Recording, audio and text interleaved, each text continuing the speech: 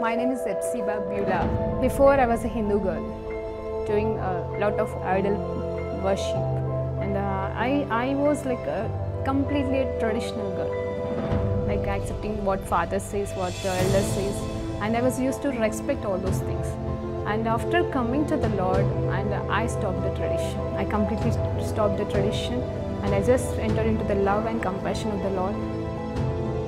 My parents arranged for the marriage, and it was like a 2 months gap from the arrangement to the marriage. And immediately after marriage, like he said, like I don't like you. I just want to leave, and he left. Even I was pleading him, I was begging him, and I was asking him to come back, but it never happened.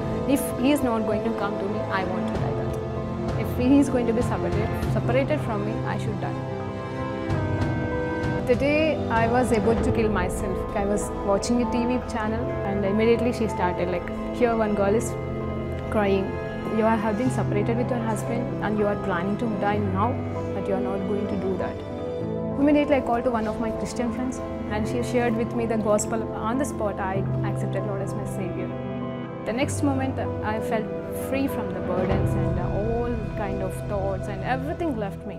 Praise lord అండి. దేవునికి మహిమ కలుగును గాక. ప్రార్థన చేసుకుందాం. పరిశుద్ధ గొప్ప దేవా, నీకు స్తోత్రం, స్తుతి, మహిమ, ఘనత, ప్రభావం చెల్లించుకుంటున్నాం. నాయన ఈ సమయంలో ఉన్న పాటన మీ పాద సన్నిధికి వచ్చుటకు మీరు మాకు ఇచ్చిన గొప్ప ధన్యతకి వందనాలు. అద్భుతకరుడు, ఆలోచనకర్తవు అయ్యా. అయ్యా తండ్రి ప్రభా, సమస్తం ఎరిగిన దేవుడవు తండ్రి. ఈ లోక ఆశవార్తల్లోకి వెళ్ళి ప్రభా నాయన 16వ అంశంగా ప్రభా నాయన మేము ధ్యానిస్తుండగా మాతో మాట్లాడి ప్రభా మమ్మల్ని ఆయత్తపరచమని యేసుక్రీస్తు నామములో ప్రార్థన వేడుకుంటూ పొందుకుంటున్నాము తండ్రి. ఆమేన్. ప్రైజ్ లార్డ్ అండి. దేవునికి మహిమ కలుగును గాక. మరి ఈ రోజు దేవుడు మనకి ఇస్తున్న వాక్యాంశం అండి, లూకా సువార్త 6వ అధ్యాయము 12వ వచనం నుండి 19వ వచనం వరకు మనం ధ్యానించబోతున్నామండి. 2 భాగాలుగా ఉన్నాయి. ఆ 2 భాగాల్ని మనం ధ్యానించబోతున్నాం. చదువుదామండి. ముందు ఆ దినమందు ఆయన ప్రార్థన చేయుటకు కొండకు వెళ్లి దేవుని ప్రార్థించుటయందు రాత్రి గడిపెను. ఉదయం అయినప్పుడు ఆయన తన శిష్యులను పిలిచి వారిలో 12 మందిని ఏర్పరచి వారికి అపోస్తలులని పేరు పెట్టెను. వీరెవరనగా ఆయన ఎవనికి పేతురు అని మారు పేరు పెట్టెనో ఆ సీమోను, అతని సహోదరుడైన ఆంద్రేయ, యాకోబు, యోహాను, ఫిలిప్పు, బర్తలోమయి, మత్తయి, తోమా,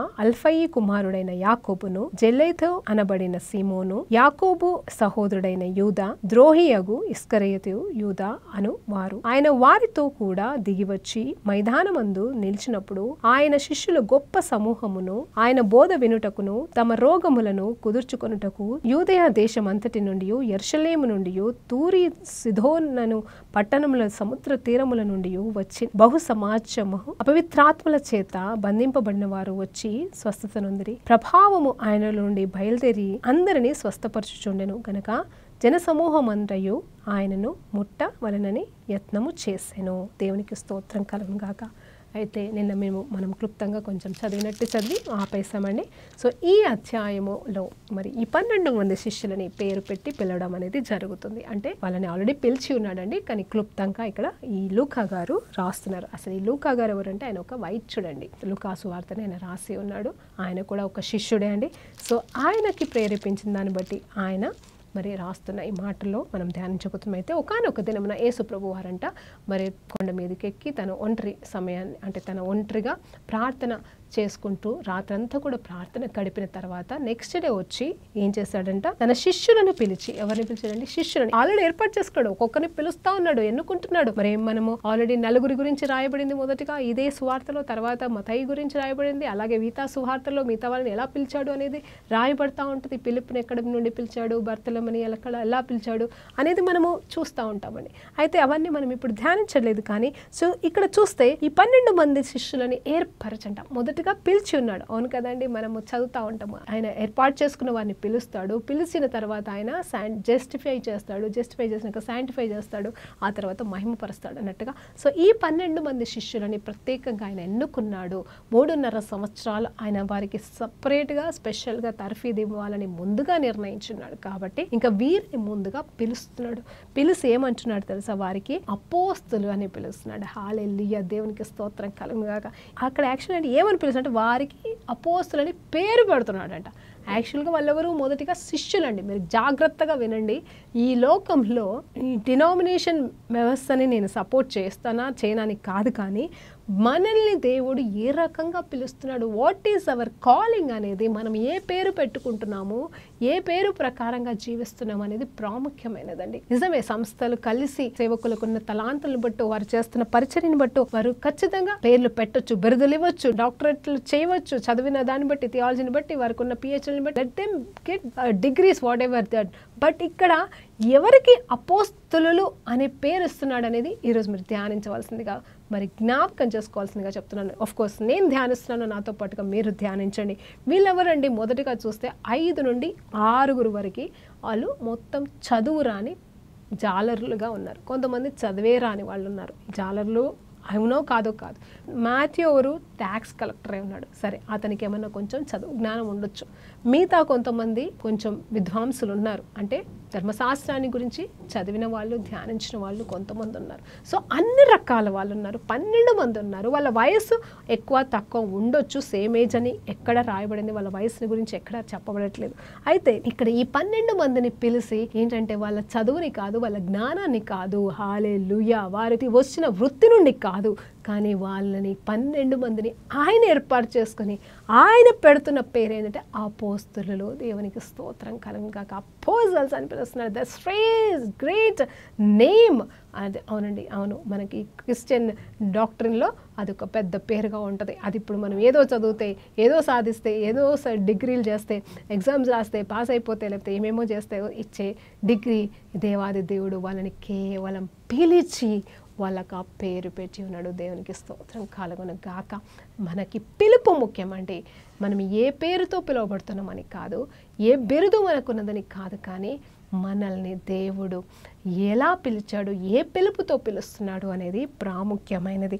సో అపోస్తలులని వారికి పేరు పెట్టను అంట. ఆ తర్వాత వీరెవరనగా అనేది చూస్తే పేతురు, ఆంద్రేయ, యోహాను గారు, మరి యాకోబు గారు, మత్తయి గారు, తొలెమై, ఫిలిప్పు గారు, తర్వాత థోమా, యాకోబు అంట, ఇంకొక యాకోబు, తర్వాత సీమోన్ గారు, తర్వాత ఇంకొక సీమోన్ అండి, మరి 2 సీమోన్లు ఉంటారు, తర్వాత యూదా, అలాగే యూదా ఇస్కరియోతు. సో ఈ రకంగా 12 మందిని వాళ్ళని పేర్లు పెట్టి పిలిచినట్టుగా మనం చూస్తూ ఉంటాం. దేవునికి స్తోత్రం కలుగాక. అయితే వీళ్ళందరి గురించి మనం ఒక్కొక్కరిని మనం ధ్యానం చేస్తే, పేతురుని ఎలా పిలిచాడు, అలాగే సీమోనుని ఎలా పిలిచాడు, అంటే పేతురు అయిన సీమోన్ ఇద్దరు ఒకటే అండి. సీమోన్ని ఎలా పిలిచాడు, తర్వాత జాన్ని ఎలా పిలిచాడు, ఆ తర్వాత ఆంద్రుని, యాకోబుని, వీళ్ళ నలుగురిని ఎలా పిలిచాడో మనం ఆల్రెడీ 5వ అధ్యాయంలో మనము ధ్యానించి ఉన్నాము. అయితే మత్తయిని ఎలా పిలిచాడో కూడా మనం ధ్యానించి ఉన్నాం. ఈ బర్తలేము, ఫిలిప్పులు ఎవరై ఉన్నారు అనేది చూస్తే వీరిద్దరు కూడా ఎక్కువ తోడుగా, అంటే జంటగా ఎప్పుడు ఉండేవారుగా ఉన్నారంట. వీళ్ళిద్దరు ఎక్కువ క్లోజ్గా, అంటే కలిసి ఉండేవాళ్ళుగా ఉంటారు. సో ఈ బర్తలేముని ఎవరు తీసుకొచ్చారు అని చూస్తే ఫిలిప్పు తీసుకొచ్చినట్టుగా మనం చూస్తూ ఉంటాము. అయితే చెట్టు కింద ఉన్న నతానియల్ అన్నట్టుగా మనము చూస్తూ ఉంటామండి. దేవునికి స్తోత్రం కలుగును గాక. చెట్టు కింద ఉన్న వ్యక్తినంట మరి ఇతన్ని మరి దేవుడు పిలిచినప్పుడు ఆయనని వెంబడించినట్టుగా మనం చూస్తూ ఉంటాం. తోమా గారి గురించి మనకి తెలిసిందే. మరి తోమాని ఎలా పిలిచాడు దేవుడు, ఎలా ఎక్కడికి వెళ్ళి తీసుకొచ్చాడు అనేది మనకి తెలియదు, కానీ తోమాని మరి దేవుడు పిలుచుకున్నాడు. దేవునికి స్తోత్రం కలుగును గాక. తర్వాత ఇంకొక యాకోబు మరి తన్ని పిలిచి ఉన్నాడు. సీమోను తన్ని జెలోటాన్ని కూడా అంటారంట. అలాగే మరి జేమ్స్ యొక్క, అంటే యాకోబు యొక్క కుమారుడైన యూదా అని చెప్పేసి. సో వీళ్ళని ఎలా పిలిచాడు, ఏ సందర్భంలో పిలిచాడు అనేది ఎక్కడ కూడా బైబిల్లో మరి రాయబడలేదు, కానీ వీరందరినీ కూడా మరి ఆయన శిష్యులుగా పిలిచి ఉన్నాడు, శ్రేష్టంగా పిలిచి ఉన్నాడు. సో వీరందరూ కూడా 12 మంది కూడా 3.5 సంవత్సరాలు, అంటే వీరి గురించి ఆరంభం నుండి అంతం వరకు ధ్యానించేంత సమయం మనకి లేదు, కానీ కొద్దిగా క్లుప్తంగా వీరి గురించి ఆలోచన చేస్తే, పేతురు గురించి మనం ఎప్పుడు ధ్యానిస్తూనే ఉంటాము, యోహాను గురించి మనకి తెలిసిందే, ఆంద్రూ గురించి మనకి తెలిసిందే, యాకోబు గురించి కూడా తెలిసిందే, మత్తయి అయితే ఆయన పుస్తకము రాసి ఉన్నాడు. మరి బర్తలేము ఎవరు అనేది చూస్తే, బర్తలేము గారు ఎవరంటే ఆయన కూడా భారతదేశానికి వచ్చిన వ్యక్తిగా మనం చూస్తూ ఉంటాం. భారతదేశానికి రావడం అనేది ఆయన మరి ఎప్పుడు వచ్చాడు అంటే, యేసు ప్రభు చనిపోయిన తర్వాత, అహరోనమై వెళ్ళిన తర్వాత, యాకోబుని అనే వ్యక్తిని చంపిన తర్వాత స్కాటర్ అయిపోతారండి శిష్యులంతా కూడా. అంటే వీరితో పాటుగా దేవాది దేవుడు ముందైతే వీరిని అపోస్తలని పిలిచాడండి. వీరి తర్వాత 70 మందిని పిలిచాడు. తర్వాత కొద్దిమంది యాడ్ అవుతూ లాస్ట్కు 120 మంది మేడ గదిలో నిలబడినప్పుడు వారితో పాటుగా ఇంకా మరి పేతురు స్వార్థ ప్రకటిస్తున్నప్పుడు అలా మరి వేల మంది కూడా మరి దేవుని రాజ్యంలోకి యాడ్ అవుతూ వీరితో పాటుగా ప్రయాణం చేస్తూ మరి శిష్యుల గుంపులో వారు ఏకమవుతా ఉన్నారు, ముందుకు సాగుతూ ఉన్నారు, దేవుని సేవ చేస్తూ ఉన్నారు, ఏదో ఒక రకంగా దేవుని పరిచర్యలో సువార్తలో పాలు భాగస్థలు అవుతూ ఉంటుండగా ఒకానొక సందర్భంలో మరి అక్కడ పర్సిక్యూషన్ అనేది ఆరంభించబడినప్పుడు మరి యేసుని వెంబడిస్తున్న వారిని చంపుతున్న సమయంలో మరి అక్కడున్న వారంతా కూడా మరి సపరేట్ అయిపోయి స్కాటర్ అయిపోయి వారికి దేవుడు ప్రేరేపించిన స్థలాలకి వాళ్ళని పంపిస్తే అప్పుడు బెర్తలేం అనే వ్యక్తి భారతదేశానికి వచ్చినట్టుగా మరి దేవుడు మరి అక్కడ పరిశుద్ధాత్మ చేత లిఖించబడినాడు. అంటే మనకి యాక్చువల్గా బైబిల్లో ఎక్కడ రాయబడలేదండి, మరి ఇది థియాలజీలో కానీ లేకపోతే హిస్టరీలో కానీ చూసినప్పుడు తెలుస్తుందని. మళ్ళీ తర్వాత ఫిలిప్ గారు కూడా ఎంతో గొప్ప సేవ చేస్తున్నట్టుగా మనం చూస్తూ ఉంటాము. మరి తోమా గారి గురించి అయితే మరి చెప్పనక్కర్లేదు, ఆయన కూడా భారతదేశానికి వచ్చాడు, అటు కేరళ ప్రాంతంలోను, ఆ తర్వాత మరి గోవా ప్రాంతంలోను, తర్వాత మరి తమిళనాడు ప్రాంతంలో మరి ఆయన చేసిన సేవ గురించి మనకు తెలిసినదే. మరి యాకోబు గారు, సీమోను గారు, యూదా వీరు ఎక్కడ సేవ చేశారు అనేది చూస్తే మనం థియాలజీకి వెళ్ళిపోయినా మరి హిస్టరీస్కి వెళ్ళిపోయినా కానీ వారి గురించి రాయబడుతుంది. కానీ ఒకటి సత్యం ఏంటంటే యూదా ఇస్కరియోతు మాత్రమే దేవునికి విరుద్ధమైన పని చేసి మరి ఇటు సేవకి పనికి రాలేదు, దేవునికి పనికిరాని వాడైపోయాడు. కానీ 11 మంది మాత్రం దేవుని పాదాలు పట్టుకున్నారు. 3.5 సంవత్సరాలు వారు ఏ రీతిగా బ్రతికారో దేవుని దగ్గర, కానీ ఆ తర్వాత వాళ్ళు మరి దేవుని కోసమే బ్రతికి హతసాక్షులు అయ్యారండి. ప్రతి ఒక్కరు కూడా హతసాక్షులు అయిపోయారని మరి సత్యాలు మనకి బోధిస్తూ ఉన్నాయండి. అవును, అందరూ కూడా హతసాక్షులే, వారెవ్వరూ కూడా ఒట్టి మరణానికి మరి ఎవ్వరూ కాలేదు. యోహాను గారు మాత్రం నిజమేనండి. యోహాను గారి పరిస్థితి ఏంటంటే ఒకసారి తన్ని నూనె అలో పడివేస్తే అంట వేడి నూనెలో పోసి చంపేయాలని చూస్తే అక్కడ అద్భుతం ఏంటంటే ఆయనకి ఏం కాలేదు. శద్రక్ మేషక్ అబేద్నెగోల్ని ఎలా అయితే అగ్నిగుండంలో వేస్తే వాళ్ళకి ఏమీ కాలేదు, అలాగే యోహాను కొత్త నిబంధనలో కూడా యోహాను గారికి నూనెలో వేస్తే కూడా ఆయనకి ఏమీ కాలేదంట. ఆ తర్వాత అతన్ని ఏం చేయాలో అర్థం కాక, ఎలా చంపాలో కూడా అర్థం కాక పద్మాసు అనే దివిటిలో పెట్టినప్పుడు అక్కడ దేవాది దేవుడు దర్శించి ప్రకటన గ్రంథం రాపించినట్టుగా మనం చూస్తూ ఉంటాము. నిజమే కదండి. నిజం చెప్పాలంటే మరి యోహాన్ని కాపాడిన దేవుడు పేతురుని కాపాడలేడా? యాకోబుని మొదటిగా హతసాక్షి ఎందుకు దేవుడు అనుమతించి ఉన్నాడు అనేది మనం చూస్తే ఒక్కటండి, మనము దేవుని బిడ్డలుగా పిలువబడిన అపోస్తులని పిలువబడిన వారండి హతసాక్షులైపోయారు. దేవుని చేత అభిషేకించబడిన వాళ్ళండి హతసాక్షులైపోయారు. అద్భుతాలు సూచక్రియలు వీరిని వెంటాడుతూ ఉన్నప్పుడు మరి ఎంతోమంది వీరిని ఆ దేవుళ్ళు అనుకుని కాళ్ళ మీద పడి మొక్కి ఉన్నప్పుడు వీళ్ళు సాగిలపడి వారితో పాటుగా మమ్మల్ని మీరు మొక్కకూడదు అని చెప్పేసి వీళ్ళు కూడా సాగిలపడి దేవుని దగ్గర క్షమాపణ కోరుకున్నవారే కానీ వీళ్ళు మేమే దేవుళ్ళమని చెప్పుకున్నవారు కానే కాదండి. అలాంటి తగ్గింపు స్వభావం కలిగిన వీరిని మరి పరిస్థితులు వారిని చంపినా సరే వాళ్ళు దేవుని కోసం చచ్చిపోయారు. ఒకరైతే అసలు ఎలా అంటే యేసు ప్రభువారు మరి క్రాస్ పైకి తల అయితే మరి నేను అలా యేసు ప్రభులాగా సిలువ వేయాలని శిక్ష వస్తే నన్ను అలా వేయకండి, మీరు సిలువనే వేయండి, కానీ నన్ను యేసు ప్రభులాగా తలపు కాదు పైకి నన్ను తల కిందికి పెట్టేయండి, మరి సిలువలాగా మరణించేంత యోగ్యత నాకు లేదని తగ్గించుకుని తలని కిందికి వేలాడి దీపించుకున్న గొప్ప శిష్యుడండి. మరి ఇంతమంది ఉన్నారు, మరి వాళ్ళ అపోస్తులండి. ఇప్పుడు మనము దేవుని బిడ్డలము, దేవుని చేత పిలువబడిన వారమే, ఏర్పాటు చేయబడిన వారమే, క్రైస్తవులమే, దేవుని కోసం బ్రతుకుతున్న వారమే, దేవుని కొరకు పాకలాడుతున్న వారమే, దేవుని కోసం ప్రాణమైన ఇస్తాము, దేవుని కోసం ఏమైనా చేస్తామన్న వారమే, దేవుని కోసము వాదిస్తున్న వారమే. కానీ కొన్ని సందర్భాలలో అజ్ఞానంగా చెయ్యకూడని పనులు మనం చేస్తున్నాం. సరే తప్పులు చేస్తున్నామా, మనుషులం, సరే తప్పిపోతాం, పడిపోతాం. దావీదుకు నీ క్షమించిన దేవుడు మనల్ని క్షమిస్తాడు, మళ్ళీ లేద్దాం. నీతిమంతులు 7 మార్లు పడినా తిరిగి లేస్తాం. ఇంతవరకు బాగుందండి క్రైస్తవ జీవితం, సేవకుల జీవితం, అపోస్తలమైన మన జీవితాలు. కానీ హతసాక్షులు అవ్వడానికి ఎందుకు మనం భయపడుతున్నాము అనేది ఈరోజు నేను మీకు జ్ఞాపకం చేస్తాను. ఏంటి సిస్టర్, ఎప్పుడు చూసిన హతసాక్షులకి ఎందుకు ఒప్పుకుంటుంది? మనకు హక్కు లేదా బ్రతకడానికి, మనకు స్వాతంత్రం లేదా బ్రతకడానికి? అవునండి, నేను ఒక మాట అంటాను, మరి నెక్స్ట్ భాగంలో మనం ధ్యానించవచ్చు. ఏంటి అంటే దేవుడు వాళ్ళని అపోస్తలుగా పిలిచాడే, కానీ అంటే జీవితాంతం మీరు బ్రతికే ఉంటారు, మీకు మరణం అనేది ఉండదు, మీరు నా కోసం చచ్చిపోయిన వాళ్ళని లేపుతారు కాబట్టి మీరు కూడా చచ్చేయపోరు అని చెప్పేసి చెప్పలేదు కదండి. కాబట్టి దేవాది దేవుడు మన మరణాన్ని ఎవరి చేతిలో పెట్టి ఉన్నాడో, ఎట్లా పెట్టి ఉన్నాడో, మన మరణం వల్ల ఎవరికి మేలవుతుందో, మన మరణం దేవునికి ఎట్లా మహిమ తీసుకొస్తుందో అనేది కూడా మనం ఆలోచన చేయవలసిన వారుగా ఉన్నాం. నిజంగా చెప్పాలంటే ఒక స్టెఫెన్ ఎవరండి, 70 మందిలో ఒకడై ఉన్న వ్యక్తి. సేవ పెరుగుతూ ఉంటే మనకు ఒకానొక సమయంలో స్టెఫెన్ని ఎన్నుకున్నారు. మరి స్టెఫెన్ని కూడా ఇక్కడ రాయొచ్చేమో పేరు.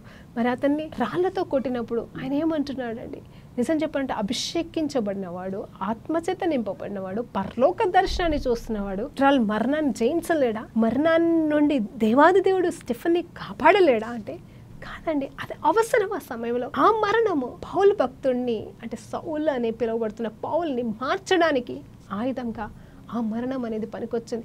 ఆ స్టెఫెన్ గారిని చంపకపోతే, ఆ యాకోబు గారిని చంపకపోతే ఆ సిచ్యువేషన్లో వారు అక్కడి నుండి వెళ్ళిపోయేవారే కాదు, అక్కడే ఉన్నారు. ఎస్, ఆత్మను పొందుకునేంతవరకు, పరిశుద్ధాత్మ మీ మీదకి వచ్చేంతవరకు మీరు యెరూషలేములో వేచి ఉండండి. ఆ తర్వాత మీరు భూదిగంతముల వరకు సాక్షులుగా ఉంటారు అని చెప్పినాడు దేవాది దేవుడు. కానీ వారు అక్కడే ఉన్నారు, అక్కడే తిరుగుతున్నారు, ఆత్మని పొందుకున్నారు. 120 మంది అక్కడే అభిషేకించబడినారు, అక్కడే సేవ చేస్తున్నారు, అక్కడే హింసించబడుతున్నారు. కానీ ఆ హింసలో ఎప్పుడైతే ఒకరి తర్వాత ఒకరిని చంపడం ఆరంభించారో వెంటనే వాళ్ళు స్కాటర్ అయిపోయినారు. నిజమే, పిరుకోలలాగా పారిపోలేదండి. ఇది మీరు గమనించాలా. మళ్ళా పిరుకోలలాగా యేసుక్రీస్తు దేవుడు కాదని వాళ్ళకి భయపడి దేవుని విడిచిపెట్టిపోలేదు, దేవుని కాదని వెళ్ళిపోలేదు. కానీ ఆ సందర్భాన్ని బట్టి, దేవుడిచ్చిన జ్ఞానాన్ని బట్టి, వారికి దేవుడు అప్పచెప్పిన బాధ్యతను బట్టి వారు వెళ్ళాల్సిన స్థలములకి వెళ్ళి సేవ చేసి దేవుని నిమిత్తము దేవుని పరుగు పందాన్ని ముగించి సాక్షులయ్యారు.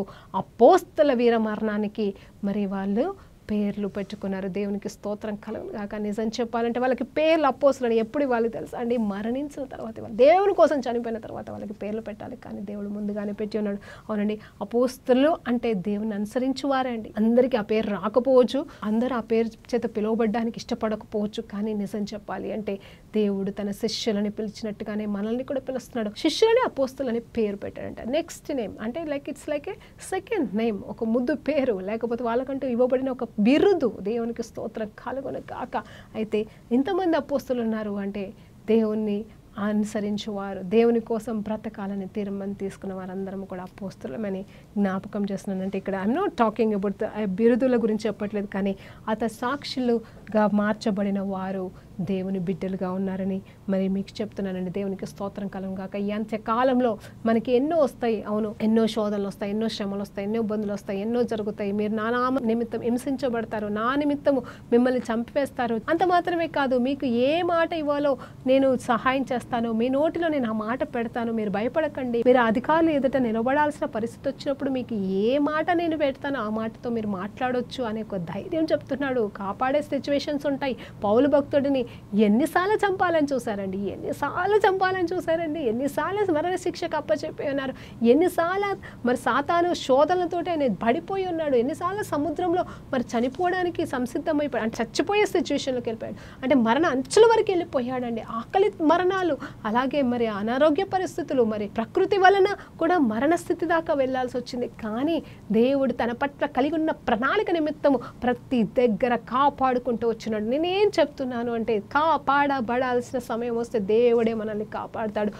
సాక్షులు అవ్వాల్సిన పరిస్థితి వస్తే దేవుడే మనకి ఆ మరణాన్ని అనుమతిస్తాడు. కానీ మన మరణము ఎంతో మందికి మేలుకరముగా మార్చబడును గాక అని మనం ప్రార్థన చేసుకుందాం. ఎస్, ఇదండి మన ప్రార్థన ఉండాలి. నిజం చెప్పండి, ఎస్ ప్రభా, నన్ను వాడుకో, నన్ను ఉపయోగించుకో ప్రభా, నన్ను చెక్కు ప్రభా, నన్ను సరిచేయి, నీకు ఇష్టమైన పాత్రగా వాడుకో ప్రభా. అవును, నా మరణమైనను సరే నీకు మహిమని తీసుకురావాలి. నా జీవితంలో నేను జీవించే ప్రతి నిమిషము నిన్ను మహిమపరిచే రీతిగానే జీవించాలి అని మనము సిద్ధపడాలండి. ఇది ఆయతపరచబడే ధ్యానాలలో నేను చెప్పాలనుకుంటున్న మాట. Yes, whatever happens, Jesus Christ is the lord of this world అండి. ఆయన తప్ప వేరే దేవుడు లేడు అని చెప్పేసి మనం ఒప్పుకుందాము. మార్చబడాల్సిన వారు మార్చబడతారండి. మన మరణాన్ని బట్టి మార్చబడతారా, మన జీవితాలను బట్టి మార్చబడతారా, మన స్వార్థ ద్వారా మార్చబడతారా, మన ద్వారా జరిగే కార్యాలను బట్టి, అద్భుతాలను బట్టి, స్వార్థ ద్వారా మనం చేసే ఏ కార్యం ద్వారా ఇతరులు దేవుని వైపు ఆకర్షించబడి ఆత్మల రక్షణ పంటని మనం కోసుకుంటాము. ఎస్, పైరు విస్తారంగా ఉందంట, పైరు పంటకు వచ్చిందంట, కోసేవారే లేరు అని ఇప్పటికీ అర్థమవుతుంది. ఎందుకంటే మనం కోయవలసిన వారం కోయడానికి వెళ్ళకుండా ఇంకొక పని చేపట్టుకుంటున్నామండి, ఇంకొక బాధ్యతలకు వెళ్ళిపోతున్నాం. దేవుడు మనకు అప్పచెప్పిన బాధ్యతని చేయకుండా అప్పచెప్పని బాధ్యత నిమిత్తం పరుగులెడుతున్నాం పరిగెడుతున్నాం, ఎక్కడో పాకులాడుతున్నాం, ఏదో పేరు, ఏదో గొప్ప. ఎందుకండి? దేవుని సేవలో పేరు కోసం, ప్రత్యేకత కోసం ఈ అభిషేక్తులు పరిగెత్తనప్పుడు మనం ఎవరమండి పరిగెత్తడానికి? వాళ్ళలో ఉన్న కొద్దిపాటి అభిషేకం మనకుందా? వాళ్ళలో ఉన్న కొద్దిపాటి నిరీక్షణ మనకుందా? వాళ్ళలోని కొద్దిపాటి సమర్పణ మనకు కలిగి ఉందా? లేనప్పుడు వాళ్ళతో పాటుగా పోల్చుకోవాలి, వాళ్ళతో పాటుగా మనము జీవించాలి, వాళ్ళలాగా జీవించాలని ఆశ ఉంది, అద్భుతాలు జరగాలని కోరిక ఉంది. కానీ వాళ్ళలాగా చావడానికి మాత్రం ఇష్టం లేదు. వాళ్ళలాగా త్యాగపూర్వకమైన జీవితం మనకొద్దు. వాళ్ళలాగా మనము బ్రతకడానికి ఇష్టపడట్లేదు, సమస్తాన్ని విడిచిపెట్టడానికి ఇష్టపడట్లేదు. దేవునికి స్తోత్రం కలుగును గాక. ఏ రీతిగా నువ్వు బ్రతకాలని వచ్చినావు ఈరోజు తీర్మానం తీసుకో. నీకు సేవ చేయాలనే ఆశ ఉందా? సేవ చేయాలన్న సమర్పణ కలిగిన మనస్సు నీకుంటే చెయ్యి. దేవుని సేవ ఏ రూపంలోనే చెయ్యి, ఏ రకంగానే చెయ్యి. నీ సహాయ స్థితిలో నువ్వు ఏ రకంగానో దేవుడు నిన్ను అంగీకరిస్తాడు. నీ నిస్సహాయ స్థితినే ఆయన బలంగా మార్చుకుంటాడు, అద్భుతంగా మార్చుకుంటాడు. ఆయన ఉన్న చోట నుండే, నువ్వు నిలబడుతున్న చోట నుండే, నువ్వు కూర్చున్న చోట నుండే, నువ్వు కదలలేని నీ స్థితి నుండే ఆయన నిన్ను ఒక ఆయుధముగా, ఆయనకు రాజ్య నిమిత్తము ఒక అంబుల పొదలోని బాణములాగా నిన్ను వాడుకోవడానికి ఆయన ఇష్టపడుతున్నాడు. నువ్వు సమర్పించుకుంటావా? ఈ మధ్యాహ్న కాల సమయంలో దేవునికి స్తోత్రం కలుగును గాక. చూడండి 6వ అధ్యాయం 17 నుండి 19వ వచనం చదివినప్పుడు ఇక్కడ ఆయన ఎంతోమంది అంట, హీ హీల్డ్ గ్రేట్ మల్టిట్యూడ్స్ అంట. ఎంతోమంది, చాలామంది కుప్పలుగా వచ్చారంట. ఎక్కడికి వచ్చారు తెలుసండి? పెద్ద ప్రపంచంలో అదొక చిన్న ప్రాంతం. ఆయన తిరిగింది ఆ చిన్న ప్రాంతాలలో, అంటే కొన్ని 100,000 కిలోమీటర్లు కూడా కాదండి. ఆ కిలోమీటర్లలో ఆయన తిరుగుతూ ఉన్నాడు 3.5 సంవత్సరాలు. చేయగల కార్యాలన్నీ చేస్తున్నాడు, అద్భుతాలన్నీ చేస్తున్నాడు. ఆయన గురించి అందరికీ తెలిసిపోతూనే ఉంది, కానీ అర్థం చేసుకోలేకపోతున్నారు. వాళ్ళకి స్వస్థతలు కావాలి, అద్భుతాలు కావాలి, జరుగుతూనే ఉన్నాయి. పొందుకొని అలా వెళ్ళిపోతున్నారేమో. దేవుణ్ణి వెంబడించేది మాత్రం కొద్ది మందే. ఆ 3.5 సంవత్సరాలు మాత్రం ఈ 12 మంది, వారితో పాటుగా తర్వాత ఒక 70 మంది. యేసుప్రభు మరణం సమయంలో తిరిగి పునరుత్థానుడైన తర్వాత యేసుప్రభు చెప్పిన మాటకి లోబడిన యథార్థమైన శిష్యులు కేవలం 120 మంది అని మీకు జ్ఞాపకం చేస్తున్నాను. అందులో మేరీ తల్లి కూడా ఉందని మీకు జ్ఞాపకం చేస్తున్నానండి. 3.5 సంవత్సరాల ఆయన పరిచర్యలో ఇన్ని గొప్ప అద్భుతాలు, సూచక్రియలు యేసుప్రభు చేస్తే కూడా అతన్ని వెంబడించి అతను చెప్పిన చివరి మాటకి లోబడి 120 మంది మాత్రమే మేడగదిలో ఉన్నారు. అంటే 120 మంది మాత్రమే పడతారా మేడగదిలో అంటే అది నాకు తెలియదండి. కానీ 120 మంది మాత్రమే ఉన్నారు. ఒకవేళ అక్కడ ప్లేస్ సరిపోకపోతే కింద వెయిట్ చేయాలి, బయట వెయిట్ చేయాలి, ఎక్కడో వెయిట్ చేయాలి. ఆ 120 మంది అనే సంఖ్య చెప్పాల్సిన అవసరం లేదు కదండి. మేడగది అనేది ఓకే, బాగుంది, అక్కడ వెయిట్ చేయమని చెప్పాల. కానీ దేవాది దేవుడు యెరూషలేంలో వెయిట్ చేయమని చెప్పాడు. వాళ్ళు ఎక్కడ వెయిట్ చేశారంటే యెరూషలేంలో ఉన్న మేడగదిలో వెయిట్ చేశారు. అక్కడ 120 మంది పట్టారని కాదండి, 120 మంది మాత్రమే ఆయన స్వరానికి లోబడి అక్కడ వేచి ఉన్నారు. ఆ టైంలో 120 మందిని పిలిచి చెప్పాడా, వాళ్ళని మాత్రమే ఎన్నుకున్నాడా అని బైబిల్ చెప్పలేదండి. కానీ అహరోణమై వెళ్తున్నప్పుడు ఆ యేసుప్రభుని చూసిన కొంతమందే కావచ్చు, చూడని వారు కూడా ఉండొచ్చు అందులో. ఎందుకంటే మిగతా వాళ్ళు చెప్పినప్పుడు వాళ్ళు అంగీకరించి యేసుప్రభు కోసము ఎదురు చూసిన వారిలో ఆ 10 రోజులే అండి. 40వ దినమున ఆయన అహరోణమే వెళ్ళిపోతారు. అవునండి, పెంతెకోస్తు దినం వస్తుంది. దేవునికి స్తోత్రం కలుగును కాక. రాబోయే రోజులలో పెంతెకోస్తు దినం రాబోతుంది కదా అండి. నిజంగా 10 రోజులే, 40 రోజులైతే యేసుప్రభు వాళ్ళతో 3.5 సంవత్సరాలు మాట్లాడిన దేవుడు మళ్ళా 40 రోజులు మాట్లాడుతూ వాళ్ళని బలపరుస్తూ ఆయన అహరోణమే వెళ్ళిపోయిన తర్వాత పెంతెకోస్తు దినము అంటే ఎన్ని రోజులు తెలుసా అండి? 40 నుండి 10 అంటే 50 రోజులు. అంటే కేవలం 10 రోజులు మాత్రమే వాళ్ళు యెరూషలేంలో ఎదురు చూసినప్పుడు 120 మంది మాత్రమే ఎదురు చూస్తున్నట్టుగా తెలుస్తుంది. ఇంతమంది అద్భుతాలు పొందుకొని 120 మంది అంటే యేసు ప్రభుకి విలువ లేదా? యేసు ప్రభుకి ఆలోచన చేద్దామా ఒక్కసారి? కానీ అది కేవలం ప్రణాళిక మాత్రమే అని గుర్తుపెట్టుకోండి. యేసు ప్రభుని అప్పుడే 120 మంది మాత్రమే నమ్మితే మనల్ని ఎవరు నమ్ముతారని నువ్వు వెనక్కి అడిగేయడానికి వీలు లేదు.